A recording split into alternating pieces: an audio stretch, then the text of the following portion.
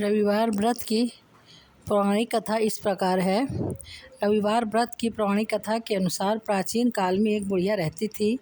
वह नियमित रूप से रविवार का व्रत करती। रविवार के दिन सूर्योदय से पहले उठकर बुढ़िया स्नान आदि से निवृत्त होकर आंगन को गोबर से लीपकर स्वच्छ करती।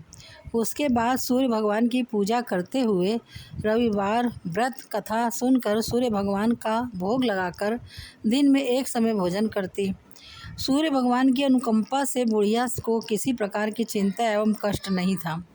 धीरे धीरे उसका घर धन धान्य से भर रहा था। उस बुढ़िया को सुखी होते देख उसकी पड़ोसन उससे जलने लगी।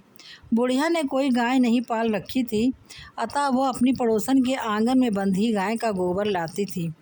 पड़ोसन ने कुछ सोचकर अपनी गाय को घर के भीतर बांध दिया। रविवार को गोबर न मिलने से बुढ़िया अपना आंगन नहीं लीप सकी। आंगन न लीप पाने के कारण उस बुढ़िया ने सूर्य भगवान को भोग नहीं लगाया और उस दिन स्वयं भी भोजन नहीं किया। सूर्यास्त होने पर बुढ़िया भूखी प्यासी सो गई।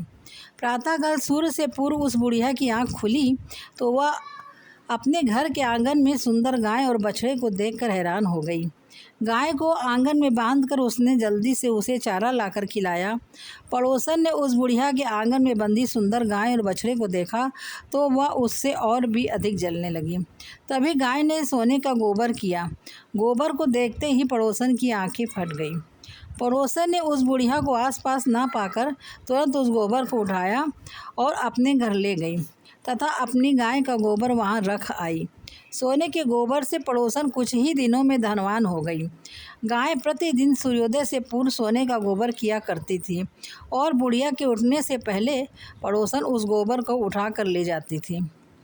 बहुत दिनों तक बुढ़िया को सोने के गोबर के बारे में कुछ पता ही नहीं चला। बुढ़िया पहले की तरह हर रविवार को भगवान सूर्यदेव का व्रत करती रही और कथा सुनती रही। लेकिन सूर्य भगवान को जब पड़ोसन की चालाकी का पता चला तो उन्होंने तेज आंधी चलाई। आंधी का प्रकोप देखकर बुढ़िया ने गाय को घर के भीतर बांध दिया। सुबह उठकर बुढ़िया ने सोने का गोबर देखा, उसे बहुत आश्चर्य हुआ। उस दिन के बाद बुढ़िया गाय को घर के भीतर बांधने लगी। सोने के गोबर से बुढ़िया कुछ ही दिन में बहुत धनी हो गई। उस बुढ़िया के धनी होने से पड़ोसन बुरी तरह जल भुनकर राख हो रही गई और उसने अपने पति को समझा बुझाकर उसे नगर के राजा के पास भेज दिया। सुंदर गाय को देखकर राजा बहुत खुश हुआ। सुबह जब राजा ने सोने का गोबर देखा तो उसके आश्चर्य का ठिकाना न रहा।